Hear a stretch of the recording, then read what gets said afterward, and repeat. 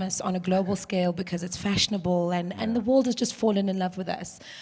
But gold and diamonds will always be ours. Absolutely.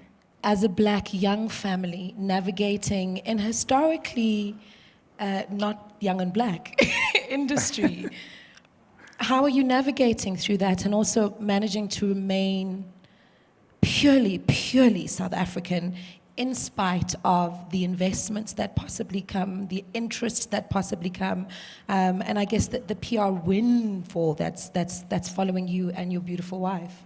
Thank you so much. I think one of the things that I talk a lot with my wife about is we want to build a business we can buy from, first of all, right? So it becomes easy for us to say, in whatever we do, we want to represent who we are, and the people that buy from us need to see it, and it has to be authentic in how we do it. And like how you're saying, diamonds have always been not only seen as a space where black people don't play, but they've never had a positive, I guess, outlook around black people or the continent of Africa. Diamonds have always been looked at as this resource that fuels conflict, and us coming into it is a way to change that narrative.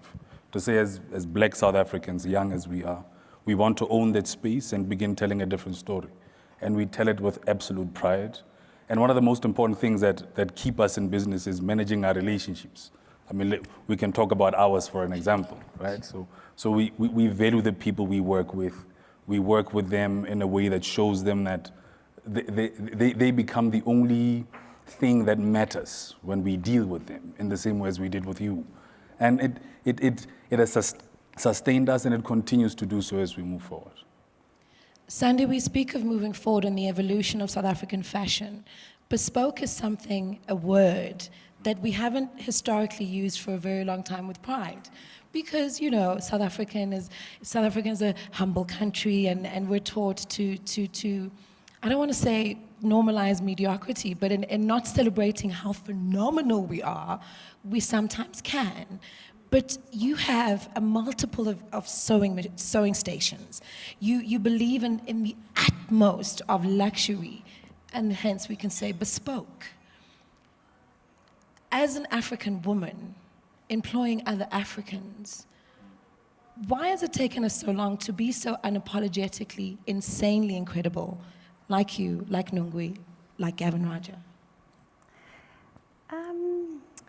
I think it's always been there as how we've enjoyed expressing ourselves through clothing. And I just think now there's, the whole world is a lot more open to how you dress. And I think South Africans, and especially African women, are able to wear things with such abandon and beauty. It's quite breathtaking, and I think that's what's captured the world. It's like when you see clothing being worn, whether it's a real bespoke piece or something that's, you know, that someone's just put together with some finds they've got in their wardrobe, and they're able to put that together and look incredible. I think it's just expressing yourself, but fashion has become.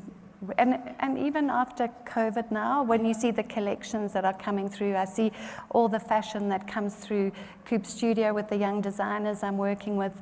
I think people are playing again, and they're wanting to actually toss off all that COVID dreariness and express color, print, and new shapes. It's really exciting. We humorously made reference to co-op earlier on. Yes.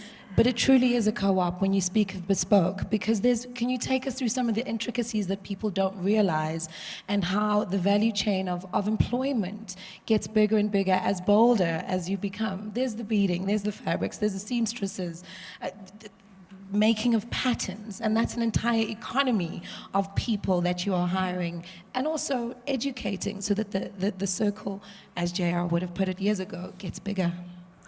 I think sometimes it's fascinating to me that when someone actually purchases something, so from the concept to the customer, every piece of work that goes into that final purchase is actually a miracle that it ended up like that sometimes, truly.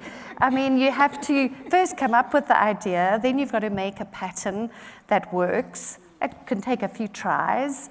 Then you've got to find the right fabric that you've got enough of, or that will stand a wash test. You have to check that that all works. You have to, if you're doing a print on it, you have to check that it's not going to wash off, or the beading isn't. Then it's what kind of care are you going to tell the customer to give that garment? And then it goes into the whole process of grading the pattern, cutting, making sure there are no mistakes, making sure that when it gets sewn, it's sewn beautifully, pressed, swing tickets, labels. That's a whole industry in itself. The logo design that the designer comes up with, that feeds a whole nother industry. So it's each part of the value chain is quite remarkable, and I think that we've grown and grown over the years, and it's come back in a lot of ways, and it's really exciting. When I started my career, clothing was, the fashion industry and the manufacturing industry was huge, and then obviously everything went to China,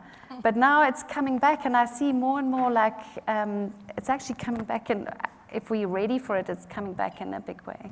I'm happy you said that, and Tanya, all Tanya's been going, as you've been speaking, is going, She's like,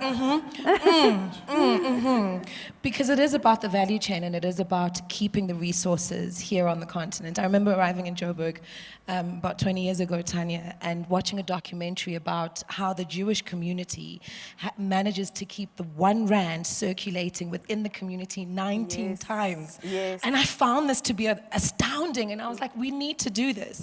And it's obviously something we are doing, and as you're saying, we're bringing things back from being manufactured off the continent, having to make ready-wear now for South African women, because we've got our jewelry, and we've got our atelier, and we've got our bespoke, but it's the everyday as well that we still want to feel absolutely special and powerful in. The ethos behind the woman that you're designing for compared to the woman that you're actually providing for back then when you were starting your design label, has it met all your dreams? Not yet. I think it will. I love though. your honesty. It will, though. I think our idea for Lucilla is to have like, our traditional wear worn every day. Because we're the only nation on the continent, well, one of the few, that don't wear the traditional Yes. wear in boardrooms and Exactly. in meetings Yes. every single day. So I've had conversations with other women and men as well, because we make for men as well, and the response is always, but how do you make African wear corporate, or how do you make it formal or whatever? So we've still got a long way to go. I mean, it's great that we have African Day and we have Heritage Day to celebrate our heritage, but we're in Africa. It's not enough. We need to be wearing our clothing and our patterns and stuff every day of our lives. So it's interesting when we start speaking of textiles and patterns and South African identity within fabric, because it is something that we are new in, as we were saying earlier on, and that we're bringing back from China, but also, the evolution of our culture. How do you see your brand then, men and women, evolving in terms of fabric, but also in terms of the textile designs, and where you get your influences from? Different South African designers, you'll find they get inspiration from the north, Morocco, from the east. Where does your heart lie with Lucilla, and how you want us to be represented, as you were saying, in the boardrooms, in meetings and workshops and in seminars like these? So with Lucilla, our idea is to stop separating each other as South Africans. So we're not focusing on one culture or heritage, we're focusing on all of them. Like, I'm Xhosa, but this is Ndebele, and it works beautifully. And my partner is Sotho, so that's hence the meaning, behind the name. But, so we want everyday wear for all 11 cultures. So we try to get inspiration from the Xhosas, the Zulus, the Ndebeles, the Sothos, sonke nje, to just try fit it all in. #Sonke. Yes. Moving from #Sonke to Soweto, the vibrancy, the youth, the boldness, because I think also what we don't speak of is fashion does have an age sometimes, because it has to go with a certain attitude, a certain belief system when you represent yourself. You dress phenomenal people. And your garments are truly inspirational. Thank you so much. Where is that inspiration from? Who? The inspiration comes from, as you said, growing up in Soweto. For a boy child especially, growing up buying those fashion magazines, and your friends will be going and playing soccer, like sneaking them in somehow, starting to sketch. I told myself that one day, I want to create magic, and most of my garments actually do represent Africa in my own way, you understand? So I wanted to really bring out that inspiration of never giving up, always pushing, and no matter where you come from, you can really make it out there, because my work has been seen in New York, Italy as well. So I'm really pushing for that young person who is really, wanting to become something bigger than what they are or what they think they are. Is there enough freedom? I guess I'll ask. Is there enough freedom for that young spirit? I mean, I look at the veterans who, when I was coming up, people I admired, and I still do. And they still evolve with the times and also with the trends, but also with our needs, as you were saying. Is there enough freedom for you to establish yourself, and as Zozi would say, occupy your space within this industry, because it is limited, and it's not as big as we hoped or we wish it could be. Yeah. Well, I think it is. If anything is possible if you're willing to push yourself as much as you can, but also just trying to find the right people to channel you in the right direction. Because I was fortunate enough from showcasing first time at Fashion Week, I started getting magazine editors, and the celebrities also would come. So that really helped me to really put my label or my brand out there. But if you really want to make it somewhere, you just need to channel yourself in the right direction. Thank you. Hang on, are you celebrating 20 years? Almost. Almost 20 years. 2002 is phenomenal. I know. Can we give her a round of applause, please? It's been like... How has it been? Let me not even interrupt you. We're all patting you on the back. Oh, it's been a journey. It's really been a journey. And when you start, I told myself probably a few years ago that, you need to run this entity as a business, because if you don't run it like that, you're only pushing your passion. It doesn't bring bread on the table. Yes, you push your passion, but it must be sellable. The market must be able to relate to what I've created or my team has created. And also just, valuing your clients as well. Relationships marketing is very, very integral in this industry. And longevity, authenticity, and, having a signature as well. Because I think I've really kept, if you look at the Rubicon out there, you'll know that that's a Rubicon garment. And of course, I go back to my heritage, and from both maternal and paternal, and I'll embrace, because both my parents dressed to the nines, and my mother as well brought me up in the same industry. I started working, stitching from a very young age. I was exposed to needles, machines, Vogue magazines. I was exposed to the beautiful side of how to dress and how to make a woman feel beautiful. And that's where I come in with women. I love to make women feel special, because we go through a lot as human beings. And I call myself a fashion therapist. That's beautiful. I'm a fashion therapist. It's where you find healing. You wear a Rubicon garment. You get transformed to become something else that maybe you were not before you put on the garment.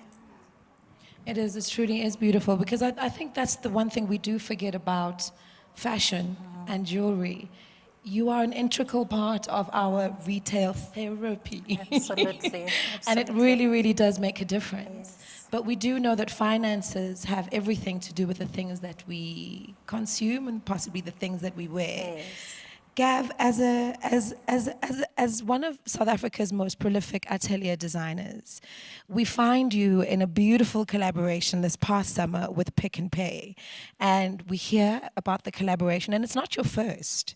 We know this because you've always wanted to also be accessible to most South Africans. How did the Pick and Pay collaboration come about? And are we going to see more of them from you? And as a designer who is high end, how do you manage to separate the two to keep both ends of your consumers satisfied and keep us coming back for more? So very interestingly, I mean, those of you who know me as I'm very outspoken about many things, and sometimes it's held me in good favor and sometimes not. But when I started, and I truly feel like a veteran, I tell you, if Hlongwane feels 20, I feel like I've aged 100 years. Be kind to yourself. 3 hairs on my head tell a long story, you know. And also, I think it's we very quickly forget the context in which we kind of started this business. I mean, I started this business literally at the end of apartheid, and where I was writing letters to editors begging them to feature clothing. I was writing letters in 2003, 4, still saying, please, you need to kind of be a bit more kind of representative. But one of the things I realized is that we might have a network, but we don't have a community. And the community is in terms of, you know, I could phone up XYZ and say, hey, you know, can you give me some advice? So my thing has always been, when I started my studio, was that young people would have access to it. And so back in 2007, when I was taking young Black emerging talent to Paris, it wasn't because I just thought they could do big shows. It was I wanted them to see a bigger vision and to dream bigger and to understand that we don't have to be confined by our location, and we can do bigger things. And thankfully, these are brands which are now household. But looking at the Pick and Pay thing, it stems from that. It stems from, I started way before, just before the lockdown, actually, I was in discussion, and it's a project called Futurewear.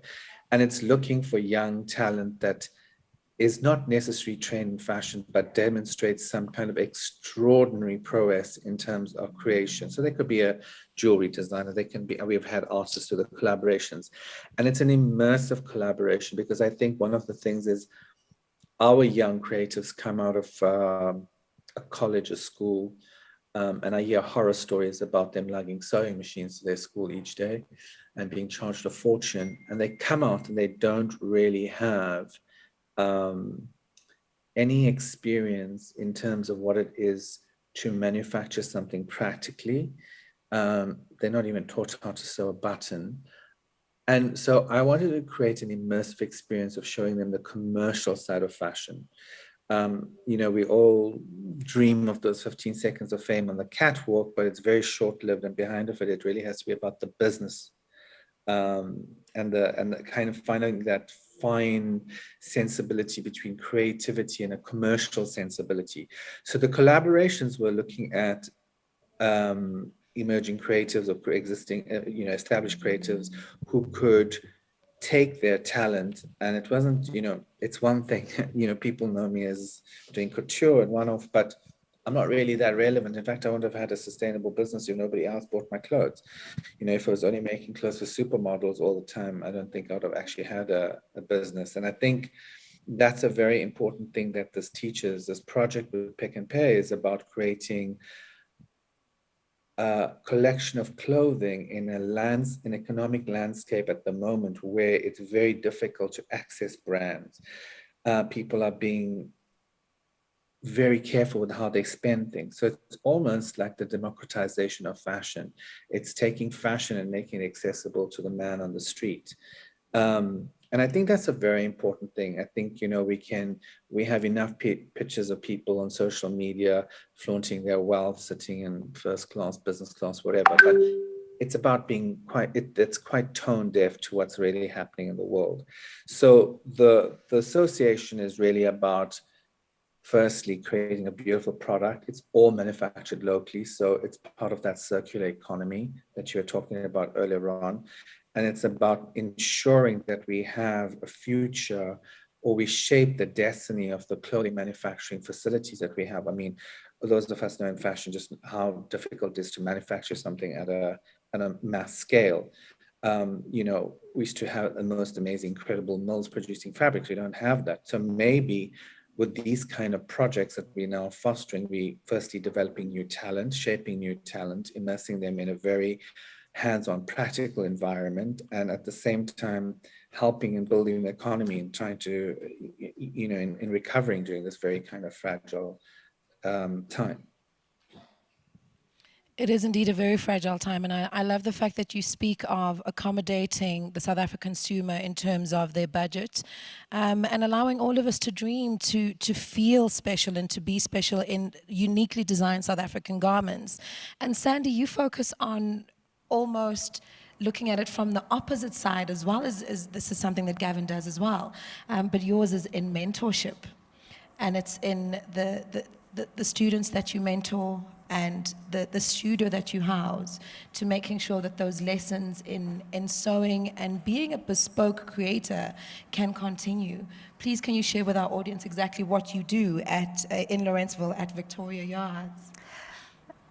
So it's been a long, really interesting journey that's got me to this point here. So how I started at Victoria Yards was, I was at Edgar's for 20 years, sure. And I left in about 2017, and I was working with the transformation team there. What were you doing at Edgar's? I used to run the design and trend team. Stunning. Okay. So I started there, and I built it up to quite a big department, and then there was this thing that told me that I've been meaning to do this thing for a long time. I had this vision of working with designers in a co-op, a coop.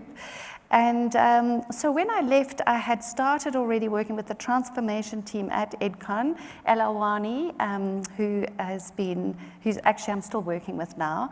And we had gone through this process with SA Fashion Week of taking designers, a competition, taking them through the 21 steps to retail, and then the design innovation at EdCon, where the designers would go build a brand, we'd put the designs on a catwalk and take them through a year internship within EdCon. And when I left, I was like, well, what happens now? We've taken them through this whole process, so how amazing would it be if we could continue? And that's what happened when I left. I started working with these designers and helping them through all the initiatives that came through the program. Took some designers to Milan. The designers wanted to show at Fashion Week, or we had some orders, and I was helping them with the manufacturing of the garments. And I was working with a factory in City Deep, and there was a lot of traveling. So I was like, okay, why don't we all just go to one place at Victoria Yards? Yes. So we set up the studio, a design studio, which was a coupe studio, and then the factory was the manufacturing side. So it's called the factory, and the factory is the manufacturing side. So that's basically how it started, and we had all these great designers, a lot of amazing Watermelon Social Club, had Neo, Ezeketu. So we built some of these designers. They actually had they were really talented designers, and they were going somewhere. And then obviously lockdown, that all changed. EdCon went into business rescue. So the studio was still standing. The factory was there. So then we just pivoted and we started manufacturing whatever we could get orders for. And I was really fortunate in that we were given the store space in Mall of Africa. And you have a pop-up store. We've got a shop there. How's that going? So that's what I was like. Had all these designers, and they needed a place to sell their clothes. So we now have the shop in Mall of Africa, and it's grown into it's a small little store, and it's just given it's an amazing outlet for the designers that they're able to still make and build on their brands. So we stock now Ezeketu, Neo, Cynthia Foss. We've got a whole little group of designers and we all help each other. Because at one stage there wasn't much product in the store, so we were trying to help the designers fill the store. So I started my own brand as well, just so that we could Congratulations. fill Don't be the humble store. about it. It's enormous. Please, can we give Sandy a round of applause? And that's what's nice is we've That's enormous, Sandy. And now we're paying rent, because in the beginning they were giving it to us for free.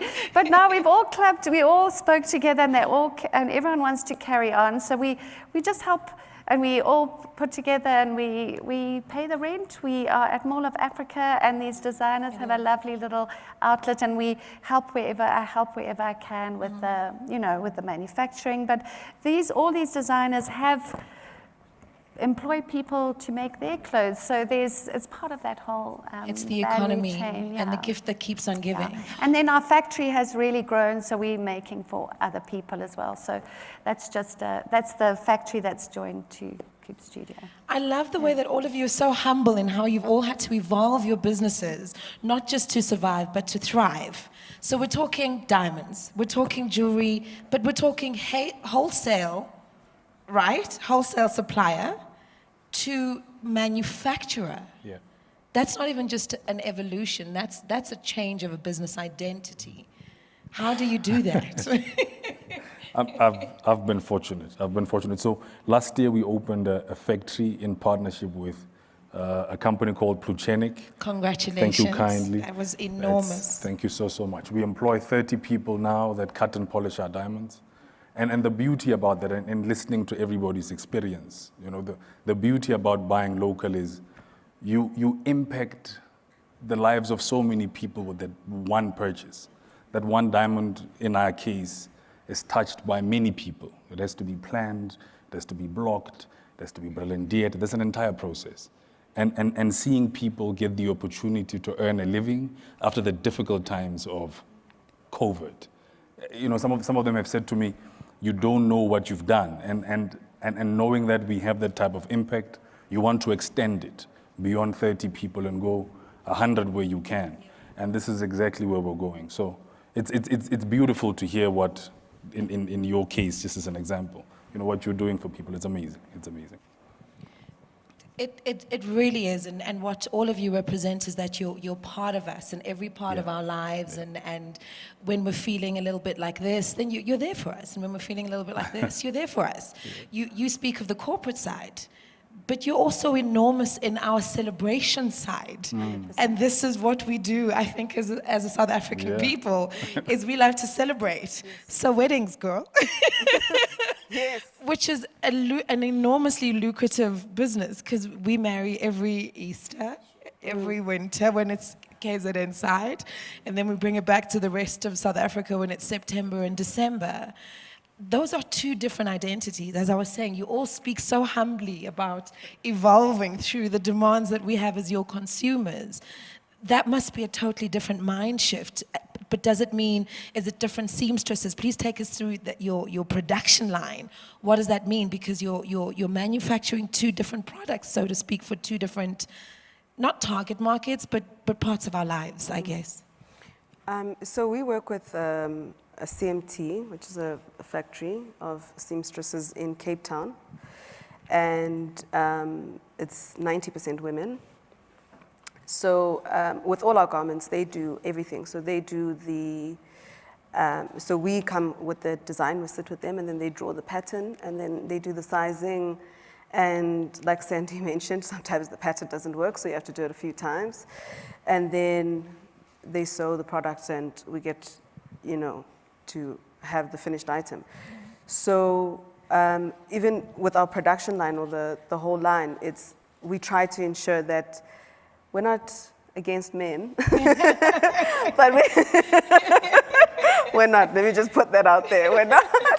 But we try to employ like 80% women, because obviously, like single mama, we're mothers, we're like sisters, whatever. But it's great now that we're a South Africa where we have women who are breadwinners. You know, you're not relying on a man to go out and work. These women are working, bringing in the money for the children and things like that. It's absolutely beautiful. It is, right? So look, we speak of brand identity. Proudly South Africa, we're here today because, you know, we're politely asking the question, Zan, so you're wearing local. But I mean, you know, it's one of those things, like, let's get to it. Do you know what I mean? Yes. Brand identity is very important. Your logo is very powerful and very strong.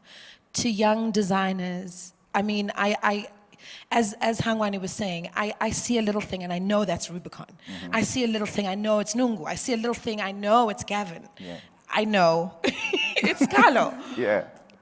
To young designers who are wanting to occupy that space, please take us through, because it's who you are and it's who you want us to see you as outside of what we wear. Yeah. Can you take us through that process? Because as Sandy was saying, just making the label is an industry in itself. It is. It definitely Please say that is. again, Sandy, we missed that. It's so important, that part. It's like, it Yeah. can, it's amazing how important it is. Yeah. But, well, the basics are, well, with me, it starts with an idea. You know, I have to be inspired by anything. You know, sitting here, I could be inspired by anything at all. And then it goes to, obviously, sourcing the fabrics, doing the pattern, doing samples. But I'm more involved in handwork, like beadwork, a lot. So I do a lot of that off late. And I think that is the direction that I want to take. But coming back to the logo. Is it before we get back to the logo, because this is interesting to me, and all of you, please feel free to answer this question. Is it a case of following our needs of you as our designers and creatives that make us feel special? Or how much is it you leading us in terms of, we're not even like this? Sandy's saying, you're probably like that. How much of it, yes, please, anybody feel free to, Engage. yeah. So I think it's a bit of both. Like the dress that I'm wearing, I'm gonna shout out SA. Stunning, by the way. Thank you so When you much. walked in, I was like, oh my gosh. Thank you so much. When we designed it, I said our air hostesses for South African Airways don't wear Proudly South African, right? So when I designed it, that was the idea behind You've it. given me goosebumps because I'm imagining our stewardesses walking through the. So South African Airways, you have been called Hala. out by Lucilla.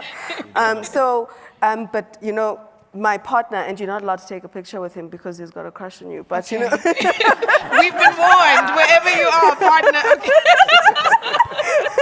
Only if I can order this dress from you. Is that a deal? A deal. If I can order this dress from you, then I won't take a picture. Okay. but my partner always like shows me your Instagram because I'm not on social media, but he always shows me. He's like, this is what, you know, South African celebrities should be about, because you actually don't just say we're local and then say, Mama, I've made it with Gucci.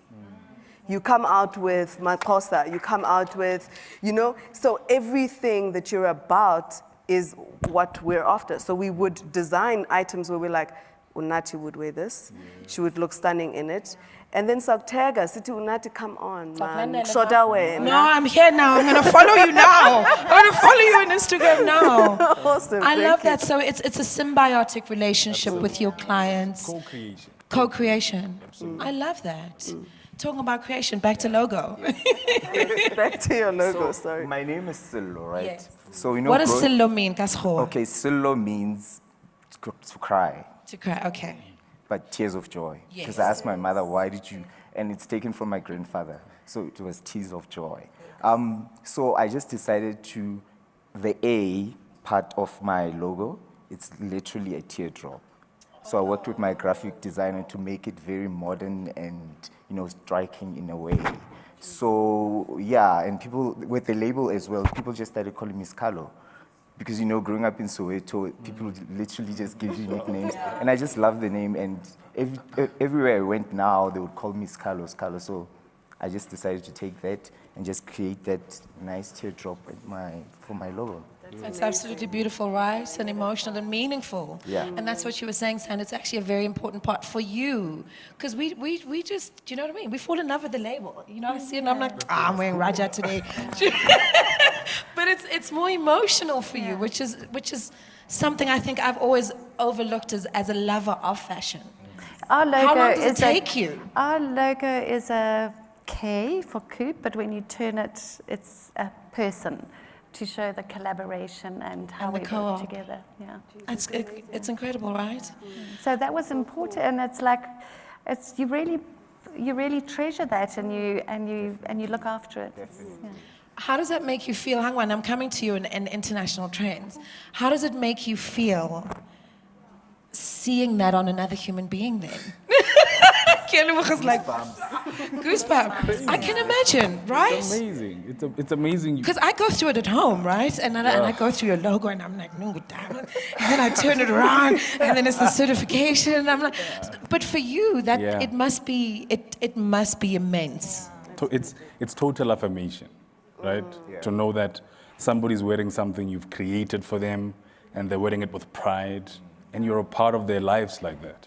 Forever. Like how you're saying, in your case, you see yourself as a therapist of sorts, right? It's a feel-good thing. Well, I say this all the time, we're in the business of happiness, right? So you want to leave your client feeling like, man, this thing is amazing.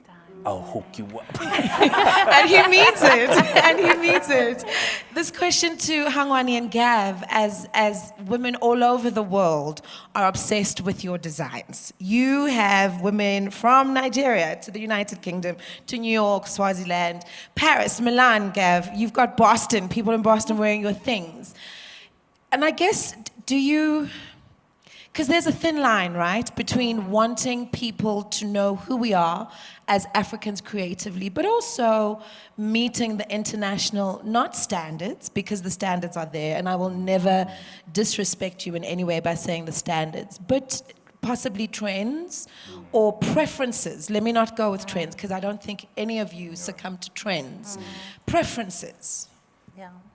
I agree with you on that. You know, I've never followed trends, and I feel like as a creator, I call artists creators. You know, we're trying to solve what we've envisioned, and our inspirations.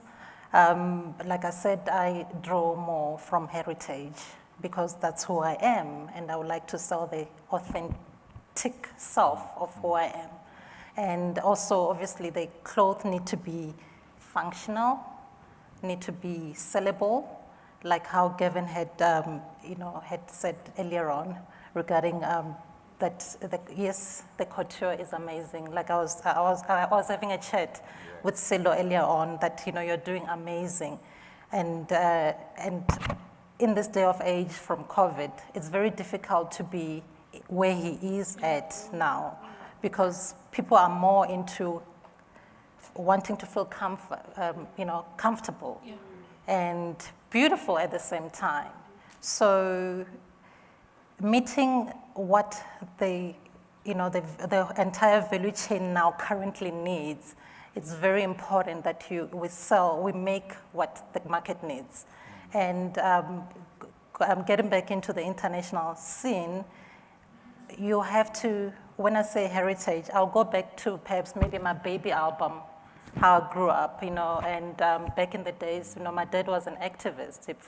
He was a freedom fighter, but he dressed to the nines. They made themselves look so beautiful. I think that's how they covered their pain. And it's such a profound thing to say, because it is part of our history, and you do see it from decade to decade. Yes, so hence I always go back to the era of fashion, like the history of fashion, back into the 1920s, how the silhouettes were like, and try and still bring them in a modernized way now, or the 50s era, bring it back in a modernized, and also functional, where a person can wear it on a more day-to-day basis. Yeah. I love how I've known. I just want to. Sorry, no, I love listening to you because I've known your brand Rubicon over so many years now, and truly, we puts her heart and that when you speak about it now, I can actually see everything that you talk about in your collections and your designs. Cindy. Yeah. It's the voice behind the genius. I think that's the other title of today's panel. Gav, as you were about to contribute as well?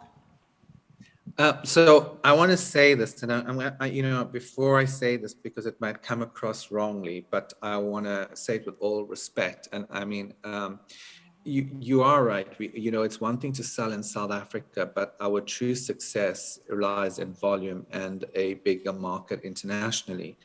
And I think we, to a large extent, are very much must have to also be very careful into what we play in versus to a stereotype of what people perceive us as South African. Gavin, it's so important because the stereotype is so poverty-stricken. Cheap. Yeah, so we have to move away from this poverty porn narrative and playing in that kind of sphere, because I don't want to be in this barter flea market space when I'm in Boston, New York, Milan. Just because I'm in South Africa doesn't mean my clothes are any less than. In fact, some of my stuff is even better made than Chanel, I have to say, because I've done this. Thank you. Round of applause for that. Same thing, we got to be careful in terms of looking at where we are, because otherwise we get to New York or you get to London and people keep on saying, oh, the print, where's this, where's that? Yeah, sure, it's been immersed into our culture, but don't forget the history of how it came into our culture is actually Indonesian, it's Sumatran, it's batik. And I think we have to look at where we're going to go in the future, and the future lies in collaborations. I mean, it lies with working with artists, reinvent prints. If we're talking about with Kusama to reinvent things with Sparks, I think we will need to take it to the next level without being absolutely just playing into that stereotype, because somehow the West expects us to be always driven by things which are maybe sometimes for one season on trend. But at the end of the day, for us to be global players, we still have to play within the thing of trend. We can interpret it the way we want to do. We can be irreverent with color because we're African, we play into our culture, whatever it is. But I do think we've got to look past this, because I think we end up jailing ourselves. It's the same problem why India has this amazing manufacturing industry. Yeah. But are there any major international Indian designers out there? Because whilst the sari might be fashionable, it's not fashion. And I think there's a fine line between traditional costume, dress, and high fashion. And so the reality of the situation is that if we want to be these global kind of players, I mean, I look at people that I really admire, and I just worked with Laduma 2 weeks ago.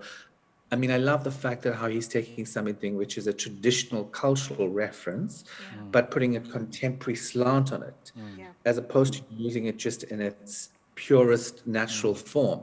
And I think that's also where we have to start thinking about it. It moves just past us having to take a print, which is a traditional print, and using it because we from Africa, we South African, it's part of like a traditional culture, because that's also an appropriation of something which then starts playing into a very different kind of space. So yeah, that's just my thing really on it. It would interest me to find out in terms of, you know, the whole process of our resources, what the collaborative process is for you, because, you know, as Gavin and Hangwani have not even alluded to, stated to, there are global standards. But in beneficiation, your industry is very snooty. Your industry is extremely non-inclusive. I'm trying to be polite here. Hey, man. I'm trying to be polite. You're right. So how do you infiltrate it? How do you do what Gavin and Hangwani is saying in terms of setting the standards and not being the cheesy, then loud diamonds and gold that people expect you to be, and you actually come with a very reformed, elegant, and very dainty representation of this big thing that is spoken about from London Bridge to Beyonce and Jay-Z. I think How do you maintain your dignity and grace? Because I know that's very important for you and your wife, Rishla. I think interestingly, in our case, it's almost like the world was waiting for some black guy to come from the continent and start selling diamonds. Is that a good thing or a bad thing? It's a good thing. Okay. It's a good thing. It's a very good Okay. thing. Because, you know, the question becomes, when do you start owning your narrative, right? Yes. And what better way to own that diamond narrative than to have the black guy do it? But I don't play the black guy all the time, right? I know this. You park that, it's, yes, I'm black, of course I am. But excellence first, right? And not to do a play on the black excellence talk, but more about be the businessman you say you are. In the diamond trade, it's very important to be true to your word. Yeah. That's what people respect.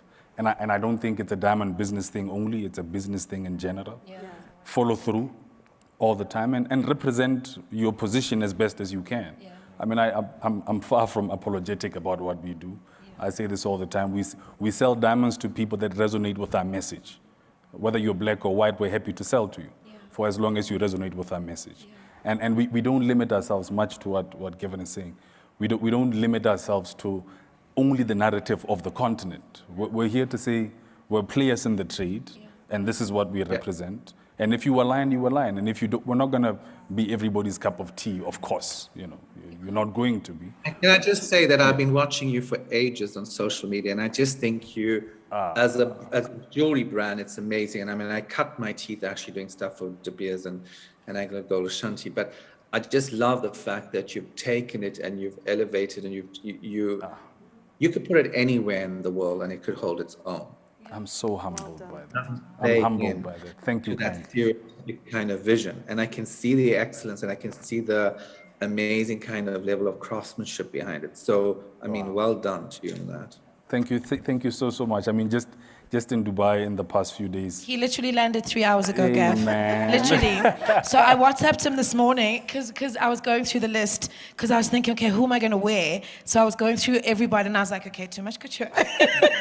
we haven't met. Do you know what I mean? And then so I messaged him this morning and I said, I can't wait to catch up with you. Haven't seen Osha in a while. He's like, I'm still flying back from Dubai. I'm like, when are you going to land? Are you going to be okay? That's what I said. He's like, yeah, I'll make it. It's that excellence thing. I worked out my plan such that I prioritize this. But one of the things that were fantastic was seeing how, even in Dubai, the sense is South African diamonds are amazing. Yeah. Right? And people... Without a doubt. People feel more and more comfortable to say it these days, I feel. When I'm traveling and I'm told, man, your diamonds are amazing. Your diamond story is amazing, as one of the sources of diamonds in the continent. Yeah. And to see people now beginning to respond that way and embrace what we do is amazing. It really is. And you know, on to bigger. But what is most important is impact, right? I'm not doing this for myself. I had a son. My son was born on the 18th of Feb. So it's, Yes. Just the other day. It's a legacy thing. It's a legacy thing now. So people must remember the porcupine for its impact. So Nungu, it means porcupine in Swahili. A small but resilient animal. It's beautiful, right? We have less than 7 minutes left, and I apologize for taking up so much of your time. I was meant to open up the floor and allow you to ask any questions. So please let me know if you do have any questions, and we'll just make sure that you are heard. We're also giving away, I'm sure you've heard of the drip sneakers. So we're going to be running a competition and giving away a pair of sneakers because this panel is just so gracious and giving. When it comes to the world and how, and I want to say this in the nicest possible way, when the world borrows from you, because you are the definers of aesthetics and how the world sees us, what are you happy with? What are you not happy with? And how would you like the world to remember your product by, and how we experience it? I don't know. I'm going to ask every one of you as our parting comments. I'm okay with the world borrowing from us. I think we're... Are you okay? I think we're amazing. I think they should. I think maybe they have been in some ways, and they haven't wanted to tell us that. To give us the credit. There you go. Instagram. There you go. For a flattery. Yes. It's the simplest and dumbest as well. But the truth is, no one does it the way we do it, and I think in again in the proudly South African narrative, we have to begin thinking like that, to say our value goes way beyond what you can imagine.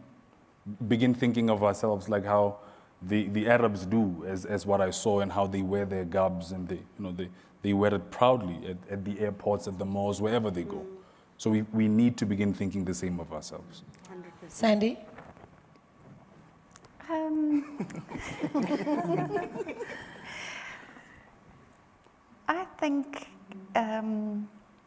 I just think we just make beautiful things. Everyone will like them and be remembered for, and be proud of whatever it is you're making, because you want to wear it yourself or you want someone else to wear it. So just make beautiful things and keep getting better and keep striving to be the best you can, and that's basically, and like you say, part of it is creating jobs. I do think that is like a really big part of it, is how you can really build this this industry back up again. Sure.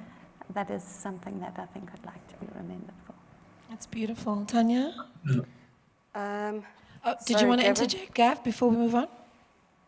No, I just wanted to kind of reiterate what Kialabocha was saying, and it's really about, establishing a tradition of great workmanship and skill. I mean, if you look at any international house, the biggest thing is they're like maison fondue, which is house established in and like 18 whatever, but it's made in a tradition of craftsmanship, which actually at the end of the day, like everything you do, you're only as good as the last collection of dress you made. Sure. After that, once it's done, you move on to the next thing and you try to improve. But if you can keep that level and that standard and that base on which you base your work on, and you are driven to kind of constantly innovate, then I think you've got a good brand, and your brand is then built on kind of the success of kind of continuous kind of refinement.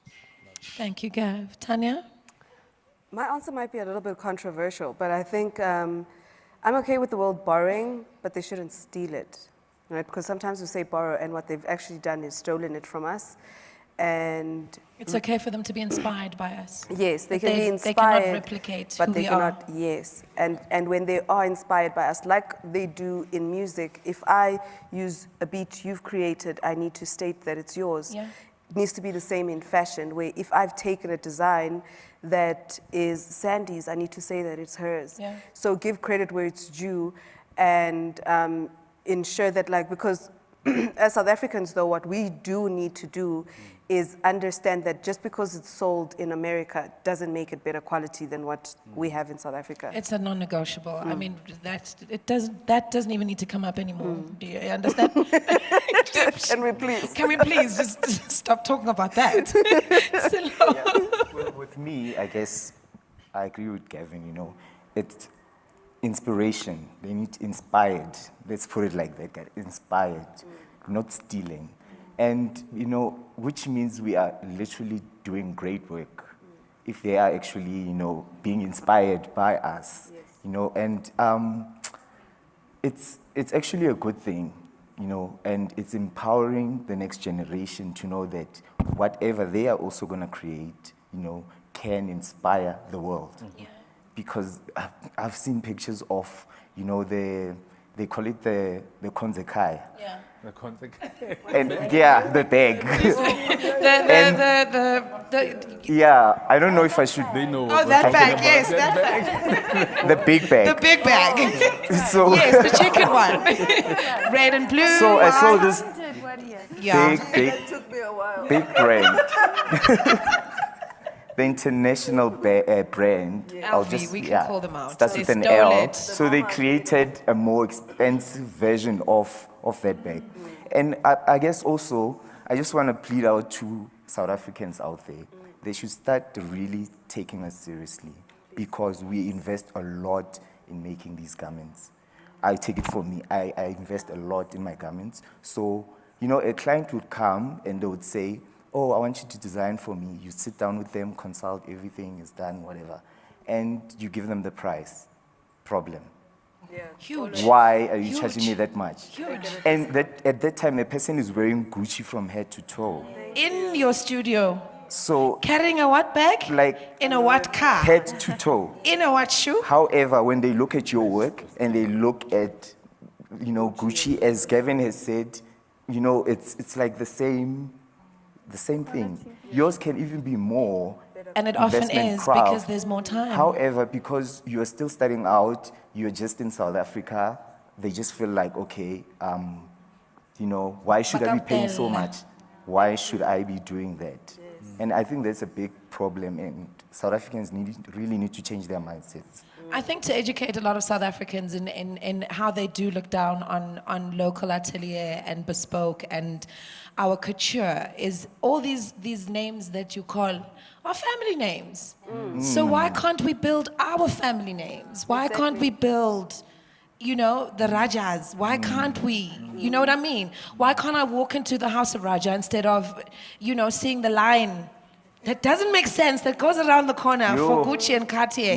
These are family names. So can we, as legacy, can we start building family names here in South Africa? Yeah. Absolutely. Ms. Rubicon, to close today's panel. I've been copied before as well. It's heartbreaking, right? Yeah, it's very heartbreaking, but I had moved away from that logo because I needed to rebrand Rubicon. So the old one was copied by the likes of LV. Can't even say they had the bubbles thing, which I had exactly the way it was. So it shows, when you're like, our Fashion Week platforms, they give you exposure to the international space, platform. So that's where they get to see.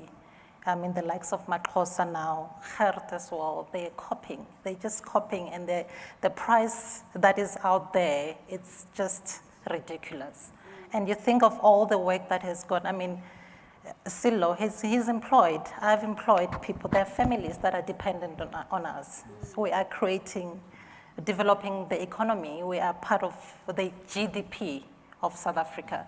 So when these international people come and do cultural appropriation with our brands, it's just not, it's very sad. And also, it also, like what Silo was saying,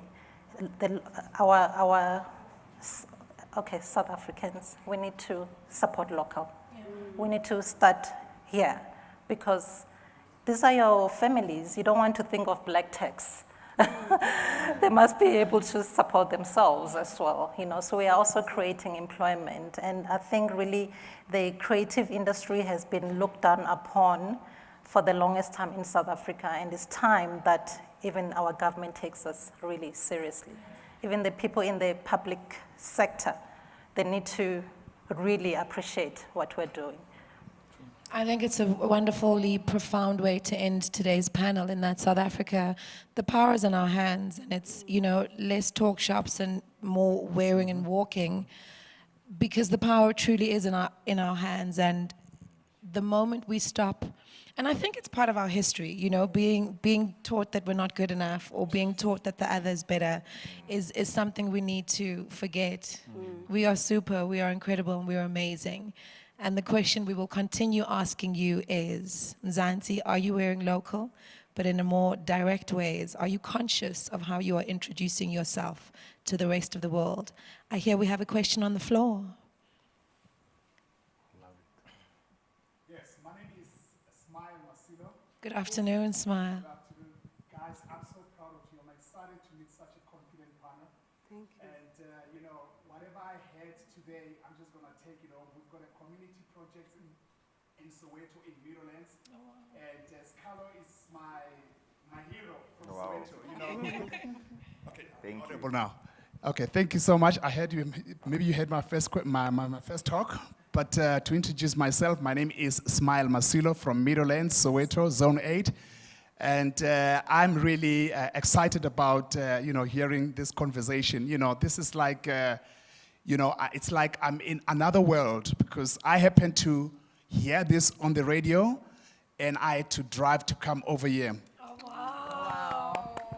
So I listen to SABC. That says it all, and that's South African. Yes. So, but just to cut it short, I have a question to ask you. The question is, does the Labor Relations Act and the Basic Condition of Employment Act impact your business in terms of salaries, skills, and pricing of products? Thank you. Very good question. Are you directing that question to Scalo or to the panel at large? To the panel at large. Thank you so much, Smile. That's a very good question, Smile. Impact, not negatively. I think, in my opinion, what I believe is I want to pay people a decent salary.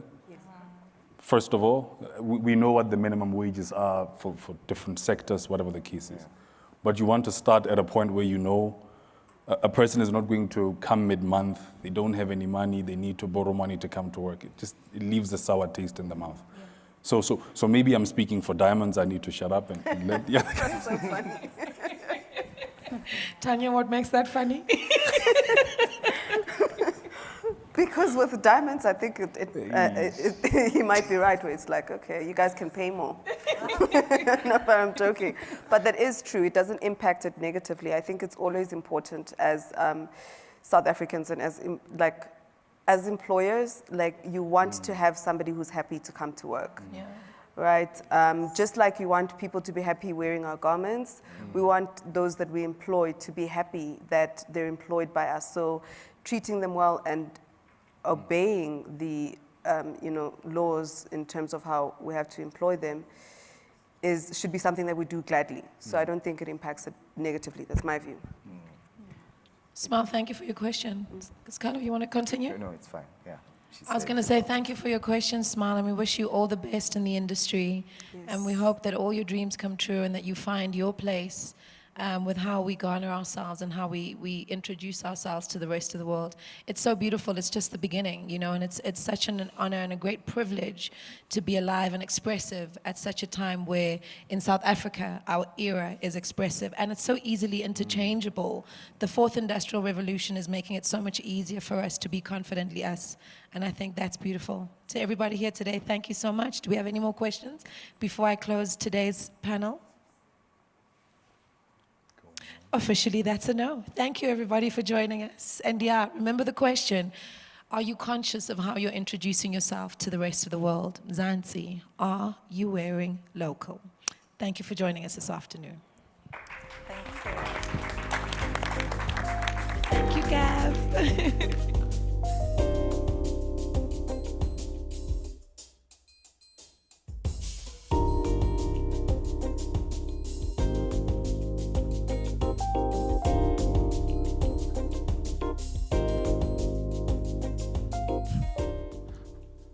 Okay, I'm going to hijack the program. That's the benefit of being the accounting officer. You do what you want at times. Okay, so as a token, must I stand here? Okay, I'm told that even if I hijack the proceedings, I must follow protocol.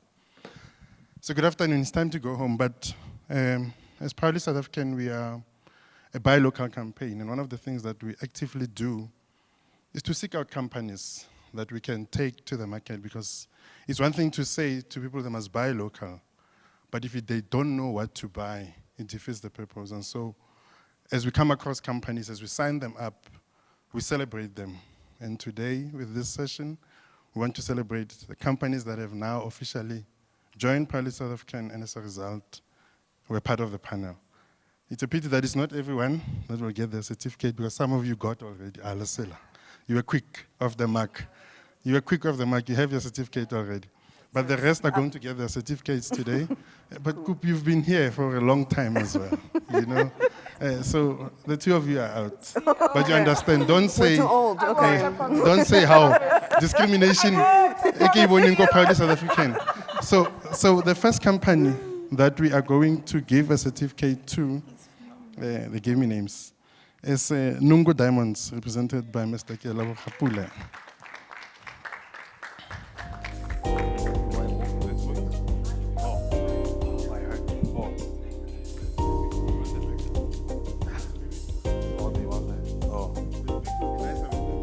Fair point.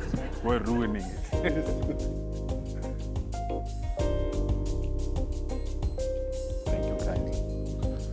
Congratulations. Yeah, I listened to all that you said today, and I heard that when we wear whatever you produce, you must wear it with pride. Yeah, because it feels good when you see us wearing what you produce. The next one is, I'm from the township because of Mamelodi. So everybody in Mamelodi whose name is Sillo is not called Sillo, it's called Scalo. Yes. So even before you unpacked it, I had a good idea. Thank you. There we go. So, Yeah. everybody. There's The no one in looks, Mamelodi who's guys, called Sillo. yeah. It was Scalo. Kaufel. Yeah. Even though in the IDs, the Scalo is not there. No. Yeah. So Sillo Mudupi from Scalo Designs is the next member to join Proudly South African.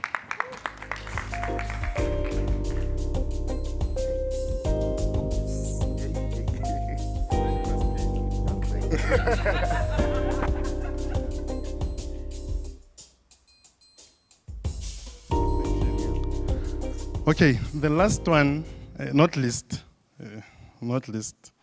Hangwani, Ngovela, Rubicon. Thank you very much. I know that some of the people I work with are addressed by you. No name calling.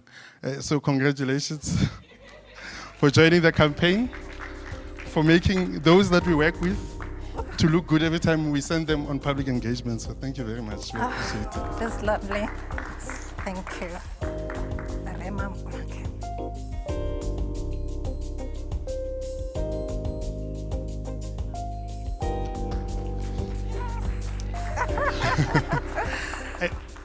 And even though there are no certificates, Gavin is gone. Gavin Raja also joined the campaign. I think we must mention this. That a few months ago, I had a meeting with him. I was summoned. In fact, I was summoned to a meeting. And I took one of my colleagues with to that meeting. And the result of it is that he also joined. So I think we must give Gavin a big round of applause. So everyone that you saw today on the panel today, facilitated by Unati, thank you very much, is a member of Proudly South African. So we are proud of the association. What I said today, I was talking to you, Tanya, and your hubby, who has a crush on Unati. I needed to find a place to say that. What I was saying today, though, was that we are happy that we are not playing in a space where we are limited to just, entry-level brands. In fact, what I said, Arshame, those Arshame brands. We want premium brands. So that when we say to people, they must not go to Diamond Walk, we have a proper alternative for them. So thank you very much. Okay, thank you. So there's a certificate that I want to hand out, which is not related to this industry in this panel. But there's a company that has joined us, and they continue to do amazing work with us, and we had said to them, for the work that they've done, we will honor them at the Buy Local Summit. We will welcome them officially. And the company is represented by Andiswa Matutu, who's the director at Maximum Profit Recovery. I'm giving you a proper background.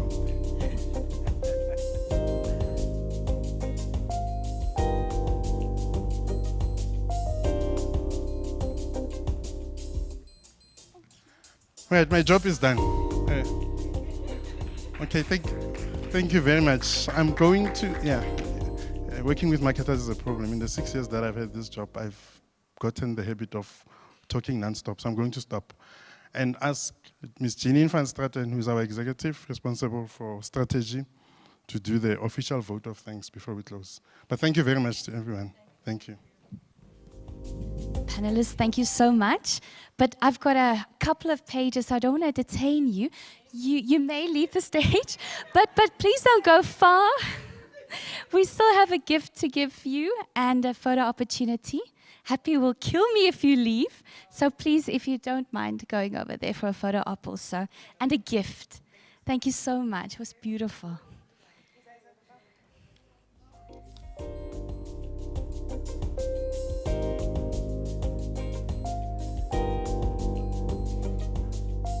Thank you so much, everybody.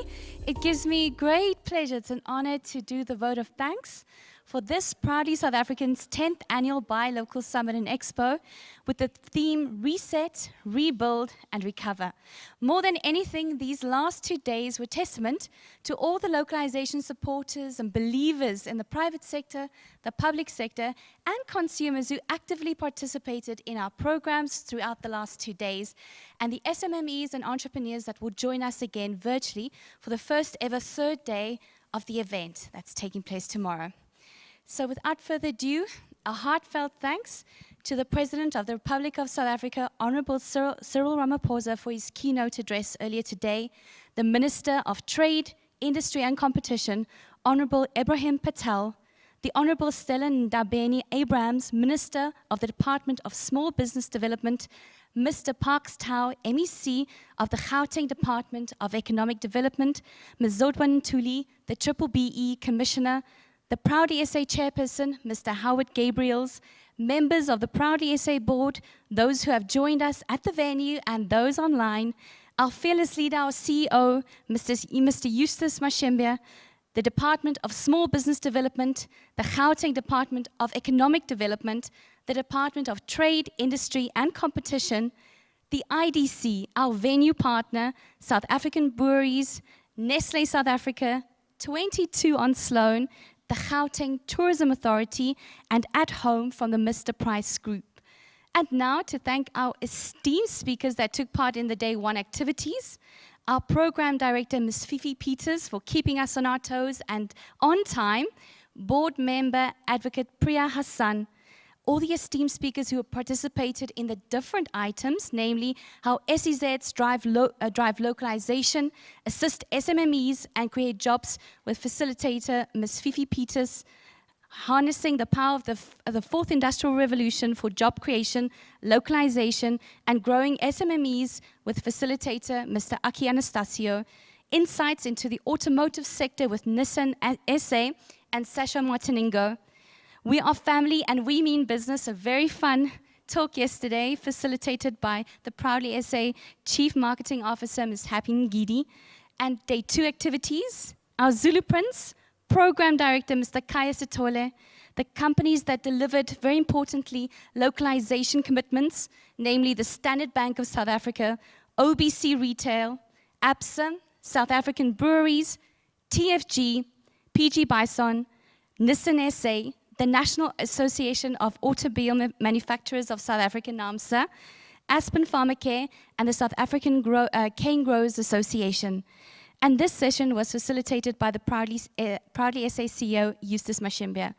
A look at the SA furniture sector with companies Bravo Group, PG Bison, Angel Shack, Homewood Manufacturing, Ahmed Furnishing, Jacqueline S Designs, Eco Furniture Design, Real Interior, the Urban Native, and facilitators and guests of the inserts featuring the poultry sector, the furniture sector, the arts and culture sector. Localization and economic imperative for job creation in South Africa, facilitated by a very dear friend of the campaign, Leanne Manus, the DTIC announcing the winners of the 2022 Furniture Design Competition. Our local is lacquered comedian, Trevor Gumbi. Mzansi, are you wearing local with designers and a jewelry manufacturer with facilitator Unatin Kai?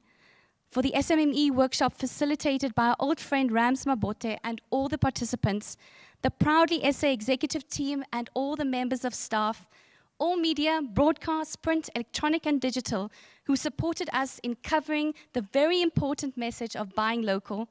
A big round of applause to all of our participants, please.